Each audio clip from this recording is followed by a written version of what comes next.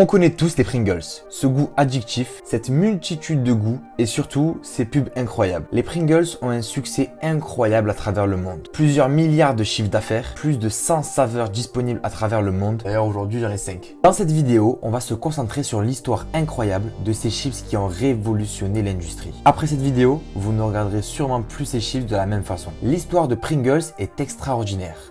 Et beaucoup de personnes ont joué un rôle capital dans son déroulement. Mais l'histoire débute en 1837. Ouais, on peut dire que ça date. Avec William Procter, un fabricant de bougies, et James Gamble, un fabricant de savon irlandais. Les deux gars ne se connaissent pas, mais ont beaucoup de choses en commun. Ils sont tous les deux immigrés aux États-Unis et se sont installés dans la même ville, Cincinnati. William Procter épouse une femme nommée Olivia Norris. Et James Gamble, lui, se marie avec une certaine Elizabeth Norris. Vous l'avez compris, ils vont se marier avec deux sœurs. Ce mariage unira par alliance les deux hommes et les pousseront à travailler ensemble. Leur beau-père, donc le père des deux femmes, les poussera à monter leur société Procter et Gamble Company. D'ailleurs, je sais pas si vous voyez, c'est eux qui créent les Oral-B, P et G. Bien sûr, les deux hommes étaient morts depuis bien longtemps quand Pringles fut créé. Mais il est important de dire qu'il n'y aurait jamais eu de Pringles sans P et G. Et pas de P et G sans Procter et Gamble. Avant de parler de la création de Pringles, il est important de comprendre le marché des chips à l'époque. On est en 1956.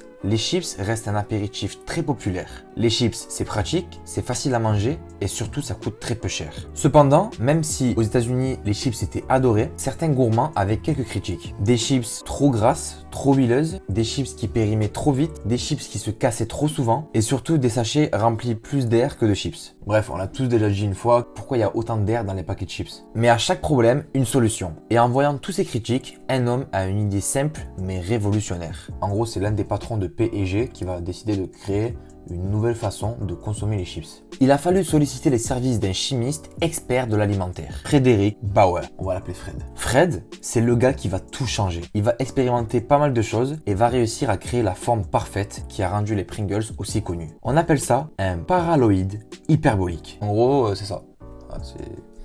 C'est une tuile quoi. Ça a l'air simple, mais c'est galère à faire. Hein. C'est quand même beau. Une forme aérodynamique qui permet aux chips d'être empilables, ce qui les rend bien plus résistantes. Et pour ceux qui ne savent pas ce que ça veut dire sceller sous vide, voilà. Ça veut tout simplement dire qu'il n'y a plus d'air qui rentre en contact avec les chips. En effet, l'oxygène entre beaucoup moins en contact avec les chips et n'agresse plus ces dernières. Les chips restent donc fraîches bien plus longtemps. Et les boîtes sont remplies jusqu'au bout, ce qui donne l'impression qu'il y a plus de chips. Et oui, c'est vrai, on se rend pas compte, mais quand on voit un paquet comme ça, il n'y a pas beaucoup de chips en vérité. Mais quand on ouvre, on voit qu'il est rempli.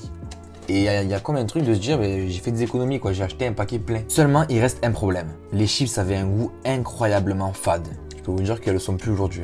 La société P&G abandonne donc le projet. Fred est dégoûté, tout va mal. Oui, parce que même si c'est une très bonne idée, si les chips ne sont pas bonnes, personne ne va les acheter. Et s'ils ne s'achètent pas, ça ne sert à rien de les vendre. C'est alors qu'un nouvel acteur déterminant entre en scène.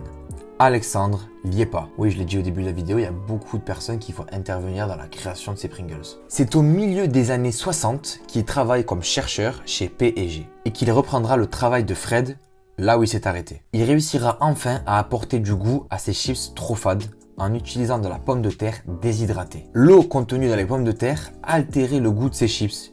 Et donc, avec des pommes de terre déshydratées, le problème est réglé. En vrai, c'est super simple, mais il fallait y penser. Et c'est en 1967, plus d'une décennie après le début du projet, que les premières boîtes furent mises sur le marché. Faut se dire que P&G n'avait plus du tout confiance en son produit, donc ils ont décidé de mettre quelques boîtes dans certains magasins des États-Unis. Mais malheureusement, encore une fois, même si la boîte est une révolution, beaucoup ne sont pas encore convaincus.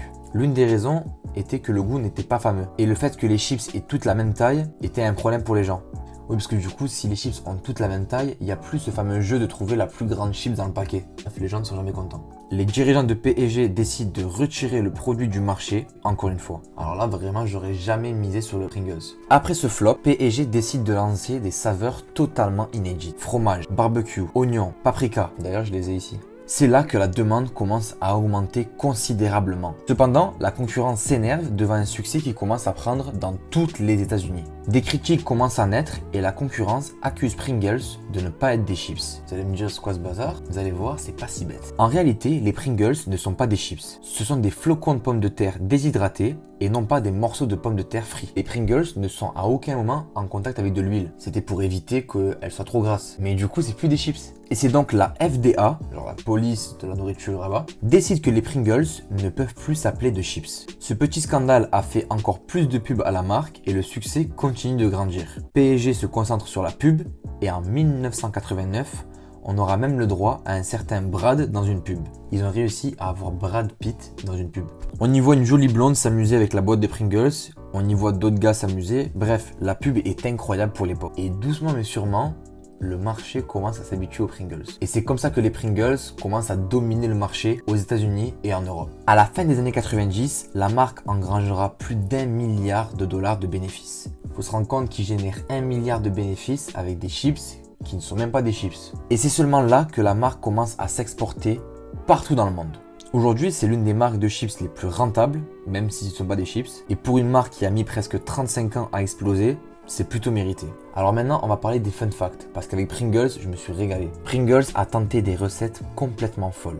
Goût myrtille noisette, goût cocktail de crevettes. D'ailleurs, ces deux recettes ont été vendues dans 140 pays. Bon, une qui m'a un petit peu choqué, c'est chorizo. Je savais même pas que ça existait. Mais j'ai goûté et ça pique. Ça pique beaucoup. Il y a plus de 150 recettes. Pour Fred le chimiste, c'est une histoire qui se finit plutôt mal parce qu'en 2008, il décède et il décide de se faire enterrer avec une boîte de Pringles. Le gars a littéralement emporté dans la tombe son idée. Aujourd'hui, Pringles va bien, va même très très bien. On peut dire que c'est l'une des seules marques de chips qui ne vend pas d'air à ses clients. Vous avez compris, pas d'air, c'est sous vide. Bon, c'est une blague, j'ai essayé. En 2012, Pringles se fait racheter par Kellogg pour 3 milliards de dollars. Et la marque est encore en progression et chaque année, il sort encore de nouvelles recettes. Oui, c'est pour ça qu'aujourd'hui, si on regarde les paquets, on peut trouver Kellogg's. Voilà, normalement, vous le voyez ici. C'est donc fini pour cette vidéo, merci de l'avoir visionné jusqu'au bout. Si vous avez aimé ce format, n'hésitez pas à liker la page et à vous abonner et laissez un commentaire. Dites-moi pour vous, qui est le créateur de Pringles? Est-ce que c'est Fred? Est-ce que c'est Alexandre Diepa? Ou est-ce que c'est P&G? Moi, je vais continuer ma collection et je vous dis à très bientôt pour une prochaine vidéo.